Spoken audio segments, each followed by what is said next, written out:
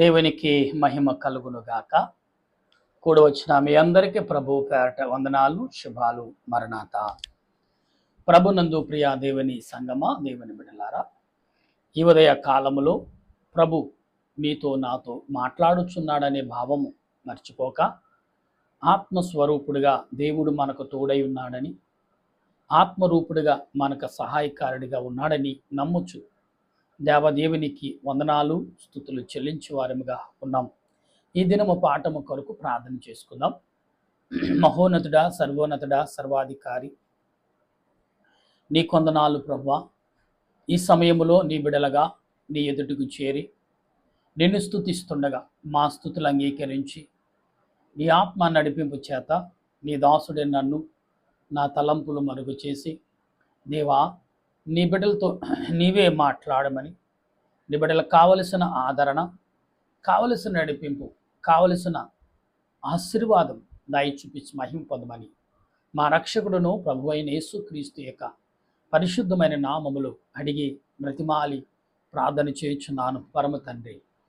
మన తండ్రి అయినది ఆమేన్. మన తండ్రి అయిన దేవుని కృప ఆశీర్వాదం సదా మనకు తోడుగా ఉండి ముందుకు నడిపించును గాక. ఆమేన్. ప్రియులారా, దేవుడు ఈ దినమును మాట్లాడుచున్న ప్రతి మాట మనం ఆత్మ సంబంధులుగా ఉండవలసిన వారమై ఉన్నాం కనుక ఈ సాయంకాల సమయంలో కీర్తన గ్రంథం 67వ కీర్తన ప్రభు మాట్లాడుచున్న ఈ మాటలని మనం గమనించినప్పుడు 67వ అధ్యాయంలో ప్రభు మాట్లాడుచున్న భూమి మీద మీ మార్గము తెలియబడినట్లు అన్యజనులందరూ నీ రక్షణ తెలియబడినట్లు దేవుడు, ఈరోజు అంశము దేవుడు కరుణించి ఆశీర్వదించునుగాక. దీని యొక్క భావము, దేవుడు నరులను, అందులో అన్యులను, అంటే మనుషులు అన్యులుగా ఎలా మారారు, సాతానికి వ్యతిరేకంగానే దేవునికి వ్యతిరేకంగా సాతానికి అనుకూలంగా ఈనాడు చాలామంది ప్రజలు చేయుచున్న క్రియలను చూస్తే దేవుడు కూడా ఆశ్చర్యపోయే రీతిలో ఈనాడు ప్రజలు ప్రవర్తిస్తున్న ప్రవర్తనని మనం చూడాలి. బైబిలు లేఖనము జరిగింది, జరుగుచున్నది, జరిగిపోయినది, ఇక ముందు జరగబోయేది కూడా మనకు తేటగా చెప్తుంది. మరి దేవునికి జరిగించిన వారు, దేవునికి వ్యతిరేకంగా జరిగించిన వారు, సాతానికి అనుకూలంగా జరిగించిన వారు, వీరిద్దరిని మన కళ్ళ ముందు పెట్టారు. సాతానుకు లోబడిన వారు ఏ స్థితికి జారిపోయారో, సాతానుకు లోబడి కళ్ళు తెరిచి దేవుని వైపుకు వచ్చిన వారు ఏ రీతిగా దీవించబడ్డారు, ఏ రీతిగా కట్టబడ్డారు, ఏ రీతిగా ప్రభు యొద్దకు చేరారు, దేవుడు ఏ రీతిగా వారిని బలపరచాడు అనేది బైబిల్లో క్లియర్గా ఉంది. ప్రియులారా, ఈరోజు చాలామంది దీన్ని ఒక్కరిచ్చి మాట్లాడుతున్నారు. బైబిల్ ఎవరికి విరోధంగా ఏం మాట్లాడలేదు. కానీ ఇక్కడ అంటున్నాడు ఈ మొదటి వచనంలో, అన్యులకి తేటగా దేవునికి వెలుగు కనబడుచున్నది. అంటే ఏంటి? ప్రభువు చేసిన భూమి మీద క్రియలను అది ఎవరు చేశారు, ఎందుకు చేశారని ఒక రీతిగా, ఎందుకు చేశాడు, చేయవలసిన అవసరం వచ్చింది మరొక రీతిగా, దాన్ని అనుసరించకుండా జీవించిన వారి యొక్క పరిస్థితి ఏ రీతిగా ఉంటుంది, దానికి లోబడి జీవించిన వారి యొక్క పరిస్థితి ఏ రకంగా భూలోకంలో ఉంటుందో ఈ లేఖనములో 66 పుస్తకాలు రాశారు. ఇన్ని పుస్తకాలు ఎందుకండి? ఒక 4 పేజీలు సరిపోతుంది కదా అనుకోవచ్చు. ప్రియులారా, దేవుని అనుసరించి నడిచిన యొక్క ఆలోచనలు, దేవునిని అనుసరించి నడిచిన జీవితాలు ఏ రకంగా ఈ భూమి మీద కొనసాగినాయో, ఏ రకంగా దేవుని పట్ల నడిచారో, వారి జీవితాలు ఎలా మారినాయో, ఎలా వెలిగించబడ్డాయో బైబిల్ గ్రంథములో తేటగా కనబడుచున్నది. అయితే ఇక్కడ కీర్తన గ్రంథకర్త కూడా దేవునికి సాక్షిగా ఉన్నాడు. ఎలాగా? దావీదు శ్రమలు భరించినా ఎందుకు ఈ లోకం, దేవుడు మాకేం చేశాడు అనే వారు అంటే, దేవుడు ఏమి చేయబోతాడు, దేవునికి లోబడితే ఏమి చేస్తాడు, దేవునికి ఇష్టలుగా ఉంటే ఎలా జీవిస్తాం అనేది ఈ వాక్యంలో తేటగా రాయబడింది. ఆయన తన ఆయన ముఖకాంతి మా మీద ప్రకాశింపచేయును గాక అన్నాడు. తర్వాత దేవా ప్రజలు నిన్ను స్తుతించుదురు గాక, ప్రజలందరూ నిన్ను స్తుతించుదురు గాక. న్యాయమును బట్టి నీవు జనములకు తీర్పు తీర్చెదవు. భూమి మీద ఉన్న జనములను వేలెదవు. జనములు సంతోషించి ఉత్సాహదను చేసుదురు గాక. దేవా ప్రజలు నిన్ను స్తుతించుదురు గాక, ప్రజలందరూ నిన్ను స్తుతించుదురు గాక. అప్పుడు భూమి తన ఫలములు ఇచ్చెను. మా దేవుడు మమ్మల్ని ఆశీర్వదించెను. దేవుడు మమ్మల్ని దీవించెను. భూ దిగంతల వాసులు భూ దిగంతల వరకు ఉన్న నివాసమైన ప్రజలు ఆయన యందు నమ్మిక ఉంచెదరు. ఈ 7 వచనాల్లో కనపడుతున్న ఈ మాటలు ప్రియులరా, ఈ 7 వచనాల్లో ప్రభు మాట్లాడుతున్న ప్రతి మాట ఆత్మ సంబంధమైన మాటలుగా కనబడుతున్నాయి. అయితే ఇంకా చదువుతుంటే మనం గమనించినప్పుడు ప్రియులరా, దేవుడు తన క్రియలు ఎందుకు ఇలాగ మనం మాట్లాడుతున్నాడు ప్రభు అంటే మనము గమనించాలి. ఇక్కడ ఒక చాలా విషయాల్లో బైబిల్ గ్రంథములో కనబడుతున్నప్పటికీ మనము గమనించేవారు. ఎందుకంటే అనేకమైన విషయాల్లో మనము చాలా విషయాలని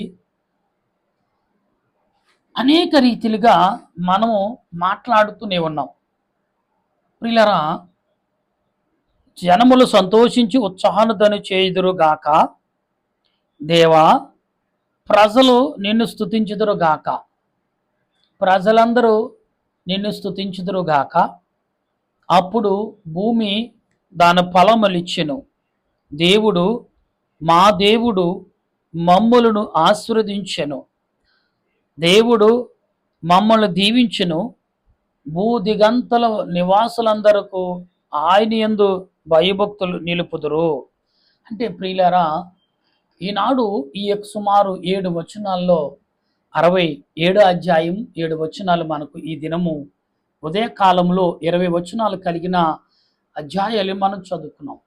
ఉదయకాలంలో దేవుడు ఏమంటున్నాడు? సముద్రుని ఎండుగా చేసి, అంటే 2గా విడగొట్టి ఉదయకాలంలో ప్రభు చెప్పుచున్న మాటలు, ప్రజలను పొడి నేల మీద నడిపించాడు అని రాయబడి ఉంది బైబిల్ గ్రంథములు. ప్రియులారా, ఈరోజు అన్యులు సాక్షులుగా ఎందుకు ఉండమన్నాడు? అన్యులని ఎందుకు అండర్లైన్ చేశాడు దేవుడు అంటే, వీరు అన్యులుగా ఎలా మారారు? దేవా నన్ను కరుణించము అన్నాడు. దేవుడు కరుణించేవాడు తప్ప బాధ పెట్టేవాడు కాదు అని ఈ విషయాలు మనం బాగా తెలుసుకోవాలి. ఈనాడు ఆ విషయాలు తెలుసుకోక చాలామంది ఎన్నో రకాలుగా ఆలోచిస్తూనే ఉన్నారు. ప్రియులారా, ఇక్కడ మాట్లాడుతున్న ఈ మాటలు మనం ఒకసారి ఆలోచించినప్పుడు ఏమంటున్నాడు ఇక్కడ? మనము గమనించగలిగి ఉండాలి. అన్యజనులందరూ ఇక్కడ ఏమన్నాడు? అన్యజనులందరిలో నీ రక్షణ తెలియబడినట్లు అంటాడు. అంటే వాళ్ళు నశించిపోకూడదని దేవుని ఉద్దేశం. ఇవాళ అన్యులంటే ఏదో భూతార్థంలో పెట్టి చూస్తున్న మనిషిలారా, బోధకులారా, పండితులారా, పరిచారకులారా, జ్ఞానవంతులారా, వివేకవంతులారా, వినయవంతులారా, దేవుడు మీతోటే మాట్లాడుచున్నాడు. ఏమని? అన్యులని మెలకు కలగచేయండి, సత్యమేంటో ప్రకటించండి. సత్యాన్ని తెలుసుకునే విధము అనేక రకాలుగా దేవుడిచ్చాడు. దూషించమని ఎక్కడని చెప్పాడు దేవుడు, వేధించమని ఎక్కడని చెప్పాడు దేవుడు, బాధపెట్టమని ఎక్కడని చెప్పాడు దేవుడు, ఏంటి శోధించమని ఎక్కడని చెప్పడా లేదు. వారి తెలియని పనులు, వారు చేస్తున్న పనులు, ఏది మంచో ఏది చెడ్డో నీవు చేసి ఇది చెడు, దీనివల్ల నడిస్తే ఇంత నష్టం జరుగుతుంది, దీనివల్ల నడిస్తే ఈ దారిలో నడిస్తే ఇంత మేలు జరుగుతుంది, నీకు తర్వాత ఇందులో నడిస్తే ఇంత నష్టపోతావు, నీవు నష్టపోయింది కాక కొన్ని తరాలకు నష్టాన్ని కూడగడుతున్నావు. అలాగే ఇటు నడిస్తే, ఇందులో నడిస్తే నువ్వు దీవించబడుతున్నావు, నీ తరాలు అధికముగా దీవించబడతాయి. ఇందులో నడిస్తే ఒంటరిగా నడవాలి, ఇందులో నడిస్తే దేవునితో నడవచ్చు అనే భావము ఇక్కడ క్లియర్గా కనబడుతుంది. అందుకే అన్యులు అనే పదమును దేవుడు తెలుసుకున్నట్లుగా మనం నడవాలి. అంతే తప్ప అన్యులను దూషించే రీతిగా మనం ప్రవర్తించకూడదు. ప్రియులారా, ఈ 67వ అధ్యాయంలో దేవుడు ఏం మాట్లాడుతున్నాడు? మనుషులు ఏం మాట్లాడుతున్నామో మన చాలామంది పిల్లలు, పెద్దవారు నేర్పే ఒక నీతి సూత్రం ఏదంటే, మనం ఏం ఎత్తుతున్నామో అదే మనం పోసుకుంటాం. అలాగే ప్రభు అంటున్నాడు, నీవు నాతో నడిస్తే ఇది దొరుకుతుంది, నన్ను కాదని వెళ్తే ఇదిగో ఈ ఇబ్బంది పడతామని ఆయనే స్వయంగా చెప్తున్నాడు. దాన్నే రాతరూపంగా కూడా చూపించాడు. దానిని మెలుకు కలగజేశాడు. ఇలా నడిస్తే వెలుగు దారి, ఇలా నడిస్తే మొదటి వెలిగే ఉంటుంది, తర్వాత వెళ్ళే కొలిది చీకటిలోకి. చూడండి ప్రియులారా, వయస్సు మళ్ళే కొలిది కంటి చూపు ఎలా తగ్గిపోతుందో, ప్రియులారా మనిషి సంపాదన పడే కొలిది ఆహారం మర్చిపోతాడు, తన ఆరోగ్యం మర్చిపోతాడు.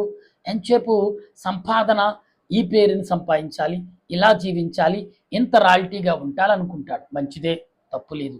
కానీ సొలొమోను ఏమడిగాడు? ప్రభు ప్రత్యక్షమై కనపడినప్పుడు, సొలొమోను నీ తండ్రికి ఇచ్చింది కాకుండా నీ ఓనుగా ఏమడుగుతావు అన్నాడు దేవుడు. అప్పుడు ఏమన్నాడు సొలొమోను? ప్రభువా, జ్ఞానమును తెలివిని ఇమ్మన్నాడు. ఈ రెండే అడిగాడు. ఒకటి తెలివి, రెండు జ్ఞానము. ఈ రెండుతో జీవించగల. అప్పటి వరకు సొలొమోను తెంగరోళ్లాగా, పిచ్చోళ్లాగా, అమాయకుడిగా కనపడ్డాడు.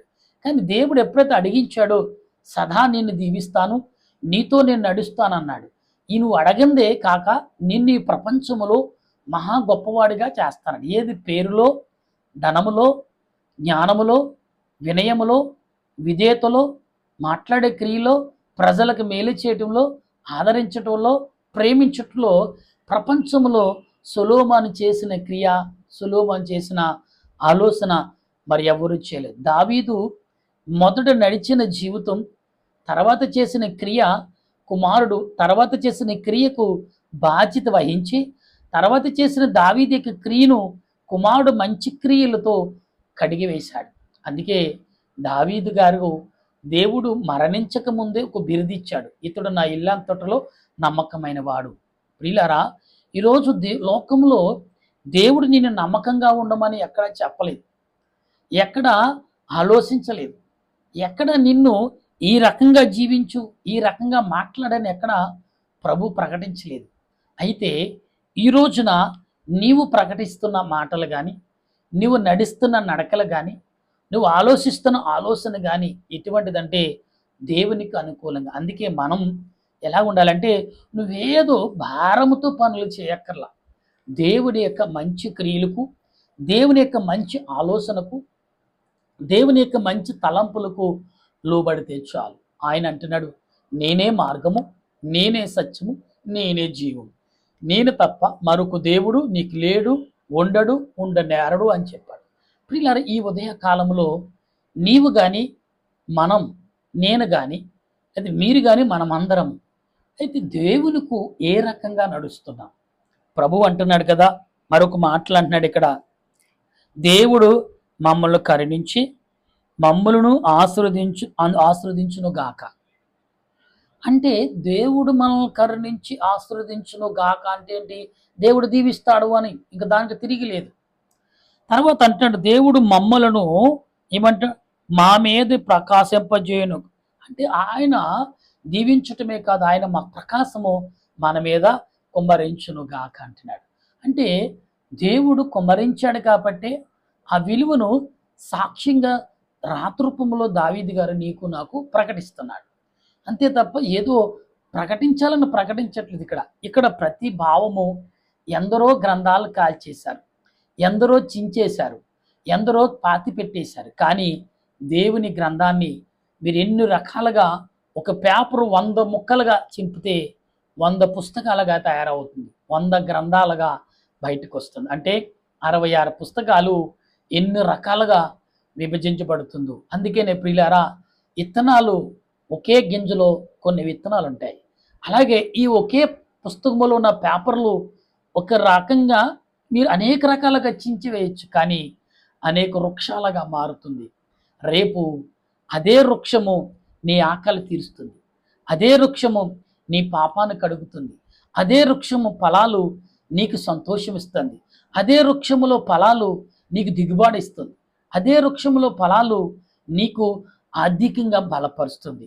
దీనినా నువ్వు చింపేస్తున్నావు, దీనినా నువ్వు నాశనం చేస్తున్నావు, దీనినా నువ్వు కాల్చివేస్తున్నావు. ఇందులోనే నీకు అభివృద్ధి ఉంది, ఇందులోనే బలం ఉంది, ఇందులోనే గౌరవం ఉంది, ఇందులోనే మర్యాద ఉంది. ఆ అక్షరాలు ఏదో పేపర్ ముక్క రాసినవి కదా అనుకోవచ్చు, కానీ ఆ అక్షరాలు నీకు వెలుగు తెస్తున్నాయి, ఆ అక్షరాలు శాంతి తెస్తున్నాయి, ఆ అక్షరాలు సంపూర్ణత ఇస్తున్నాయి, ఆ అక్షరాలు జ్ఞానమును సమకూరుస్తున్నాయి, ఆ అక్షరాలు గౌరవాన్ని ఇస్తున్నాయి. నీకు ఏమి తక్కువ చేసినాయి? ఎందుకు చింపేస్తున్నావు? ఎందుకు దీన్ని దూషిస్తున్నావు? ఒక్కసారి లోతుగా చూడు. తప్పు చేసిన వాడిని ముందు పెట్టి ఉండొచ్చు దేవుడు, కానీ తాని తప్పును తెలుసుకుని సరిదిద్దుకున్న వాడిని కూడా పక్కన పెట్టాడు. అది మనం చదవం. ఎందుకంటే దేవుడు నాశన పంటుకు పన్ను కంటుకు కన్ను అన్నాడు కదా అనుకోవచ్చు. అనేక గ్రంథాలు నిన్ను తప్పు పట్టడానికి నేను మాట్లాడా. ఏ గ్రంథమైనా నీతిని నిజాతని అనుసరించమని దేవుడు చెప్పాడు. ప్రియులారా, ఈ సాయంకాల సమయంలో ప్రభు మీతోటే మాట్లాడుచున్నాడు. దేవుడు నన్ను దీవించునుగాక, దేవుడు నాకు తోడయుండునుగాక, దేవుడు నన్ను బలపరచునుగాక, దేవుడు నన్ను ఆదరించునుగాక, దేవుడు నాతో నడుచునుగాక, దేవుడు నన్ను చూచునుగాక, దేవుడు నా మాటలు వినుగాక, దేవుడు ఆత్మ తలంపులను నాకు అనుగరించునుగాక, దేవుడు నాకు అభివృద్ధిను దయచేదునుగాక. ఇలా చెప్పుకుంటూ ఉంటే ప్రియులారా, ఎన్నో రకాలు ఆశీర్వాదాలు బైబిల్ గ్రంథంలో ఉన్నాయి. దేవా, ప్రజలు నిన్ను స్తుతించుదురుగాక, ప్రజలందరూ నిన్ను స్తుతించుదురుగాక. న్యాయమును బట్టి నువ్వు జనములకు తీర్పు తీర్చిదవు, భూమి మీదనున్న జనములకు ఏలిదవు. ప్రియులరా, జనములు అంటే ఇక్కడ దేవుడు ఏమంటాడు? జనములు ఏలుబడి చేసేవాడు దేవుడే, సూర్య చంద్రులను ఏలిచ్చిన వాడు దేవుడే. కానీ మన కంటికి కనపడు. గాలి దేవుడా, నీలి దేవుడా, భూమి దేవుడా, ఆకాశం దేవుడా అంటాం, కానీ దేవుడు ఒక్కడే. దేవుడు యేసుప్రభు అన్నాడు, తండ్రి, కుమార, పరిశుద్ధాత్మ త్రిత్వమైన దేవుడు ఒక్కరిగా ఉన్నాడు. ఒక్కరైన వారు త్రిత్వంగా అనేక నామములు కలిగిన వాడు అంటాం. అనేక రకాలుగా మేము ఆరాధిస్తున్నాం కదా అంటున్నారు. కానీ దేవుడే అన్యులు అని పేరు పెట్టాడు. ఇది మనుషులు పెట్టిన పేరు కాదు. అన్యులు అని పేరు ఎప్పుడైతే దేవుడు పెట్టాడో, బాబేలు గోపురం కట్టినప్పుడు దేవుడు మీరు భూమంతా వెళ్ళి జీవించడం అంటే అక్కడ కూడా సాతానుగాడు గందరగోళం సృష్టించాడు. మొదట ప్రియులారా, ఆదాము మనసులో, అవ్వమ్మ మనసులో గందరగోళం సృష్టించాడు. భూమి అంటే ఏదోను తోటలో బయటికి నెట్టివేశాడు. ఇక్కడ మనం గొప్పగా తెలుసుకోవచ్చిన ఒక లాజిక్ ఏంటంటే, దేవుడు ఆదాముని క్షమించి అవ్వమ్మని క్షమించి సాతాను నాశనం చేయొచ్చు కదా అన్నాడు. ప్రియులారా, అయితే దేవుడు ఏ పండు అయితే తినొద్దన్నాడో ఆ పండుని తినటం వల్ల వీరు ఏమండి మరి తెలివిని నేర్చుకునే, అంటే ఆనందముగా జీవించవలసిన వారు అసూయకు లోబడే జ్ఞానమును వారు ఆత్మీయ జ్ఞానము సంపాదించుకోలేదు, అసూయలోబడే ఆత్మను సంపాదించుకున్నారు తప్ప ఆత్మ సంబంధమైన ప్రభు యొక్క వెలుగును ఎప్పుడైతే పండు తిన్నారో ప్రభును చూడలేకపోతున్నారు, ప్రభు వెలుగును కనుగోలేకపోతున్నారు. అక్కడే అర్థమైపోయింది వీరు ఎంతగా మరి ఇబ్బందులు పడుతున్నారు. గమనించండి ప్రియులారా, దేవుడికి వస్త్రాలు లేకపోతే వైడూర్యాలు అంటే మనం కట్టుకునే ఈది కాదు, దేవునికి మహిమ వస్త్రాలు ఉంటాయి. ఆ వస్త్రాలు నీకు లేకుండా పోయినాయి అంటే నువ్వెంత పొరపాటులోకి జారిపోయావు ఆ పండు తినటం వల్ల. అందుకే దేవుడు అన్నాడు, ఆ పండు ఎప్పుడు తినాలో ఎలా తినాలో దాన్ని నేను చెప్తానన్నాడు ప్రభు. దాన్ని తినొద్దని చెప్పినప్పుడు కూడా దాన్నే సాతానుగాడు అపవిత్రపరిచి ఆ పండు నీకు తినిపించడం వల్ల నువ్వేం చేయబడ్డావు? మనము ఈ లోకంలోంచి అంటే మహిమ లోకంలోండి నార్మల్ లోకంలోకి వచ్చేసాం. ఇక్కడ కూడా సాతానుగాడు వేధిస్తూనే ఉన్నాడు. అయితే ప్రియులారా, ఆదిలో మనము ఇక్కడ ఆనోకును చూసుకుంటే ఆనోకు ఆదాము కాలంలో ఉన్నవాడు, ఆదాము సంతానం నుంచి వచ్చినవాడు ఆనోకు, ముదు మనవడో లేకపోతే అనుకోవచ్చు మనం. కాబట్టి ఆనాడు ప్రియులారా, ఆదాము కలిగిన మొదటి కుమారులు ఇద్దరు కూడా ఒకరు ఏబేలు నశించిపోయాడు, కానీ కయ్యేను మాత్రమే బ్రతుకున్నాడు. తర్వాత మరలా దేవుడు ఆదాముకు సంతానం ఇచ్చాడు. ఆ సంతానం నుంచి వచ్చిన వారే వీళ్ళు ఎక్కువగా కయ్యేను, ఏబేలు మరి మొదట పురుషులుగా దేవుని యొక్క ఒక ఆదాముకు కుమారులుగా రాయబడ్డారు. వారు మాత్రమే, వారిని కూడా సాతానుగాడు తల్లిదండ్రులు చేపించేసేలా చేశాడు, వీరిని కూడా శాపగ్రస్తులుగా చేసేసాడు. అంటే సాతానిక క్రియలకు ఎంత గొప్పవాడైనా ఏమండి బోర్ల పడిపోతున్నాడు. అందుకే దేవుడు అంటున్నాడు, జాగ్రత్త జాగ్రత్త. ఏదో ఒకసారి నువ్వు అదే కయ్యేను దేవునిని క్షమించు దేవా, నేను ఆవేశంలో తొడపాటు చేశానని అప్పుడు కూడా ఒప్పుకొని ఉంటే కయ్యేను ఆశీర్వదించబడదు. ఏబేలు కూడా మరలా తమ్ముడు దగ్గరని నన్ను క్షమించు ప్రభువా, నాకు తెలియక చేశానని అనలేకపోయాడు. అంటే అంత జ్ఞానం లేదా? ఉంది. సాతానుగాడుకు లోపట్టు వల్ల ఏమంటే గర్వం అనే జ్ఞానం తప్ప ఆశీర్వాదం అనే జ్ఞానం కనపడలేదు అక్కడ. గమనించండి ప్రియులారా, ఎప్పుడైతే దేశదిమ్మరగా దేవుడు శపించాడో సాతాను విడిచిపెట్టేశాడు.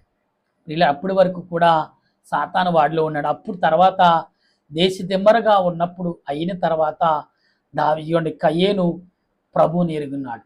అప్పుడు తన సంతానం దీవించబడింది, తర్వాత అభివృద్ధి అయింది. ఇదంతా చరిత్ర మీకు తెలుసు.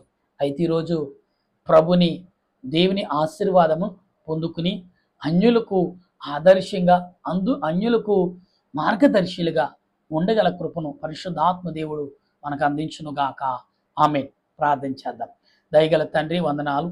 ఈ చెప్పబడిన మాటలు ప్రభా 67 అధ్యాయములు చెప్పబడిన ఈ కొన్ని మాటలు నీ వాక్యము ద్వారా మా హృదయాల్లోను మా తలంపులోను నిలిపింపు చేసి బలపరిచి నడిపించమని ఈ సాయంకాల సమయంలో ప్రార్థిస్తున్న మాకును నాయన నీ బిడ్డలుగా దీవించి ఆశీర్వదించి మా దేశ ప్రజలను, మా దేశ పెద్దలను, దేశ నాయకులను, మిలిటరీ వారు, పోలీస్ శాఖ వారు, డాక్టర్లు, నర్సులు, పారిశుద్ధ వారు, కార్మికులు, రైతులు, ఇలా చెప్పుకుంటూ ఎందరో ఉన్నారు.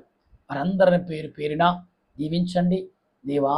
తెలియని విషయాలు నిన్ను అడుగు తెలుసుకుని ప్రార్థించే కృప ప్రతి మనిషికి, ప్రతి ఒక్క దేశ ప్రజలకు, ప్రతి భాష వారికి, ప్రతి గ్రామం వారికి, ప్రతి పట్టణం వారికి నీ ఆత్మ నడిపింపు దయచేయమని యేసుక్రీస్తు పరిశుద్ధమైన నామములో అడిగి ప్రార్థన చేయుచున్నాను పరమ తండ్రి. ఆమేన్. మా తండ్రి అయిన దేవుని ప్రేమ, త్రియేక దేవుని కృప, పరిశుద్ధాత్మ అన్యేక జీవితం ఇప్పుడు ఎల్లప్పుడు సదా తోడుగా ఉండి నడిపించును గాక.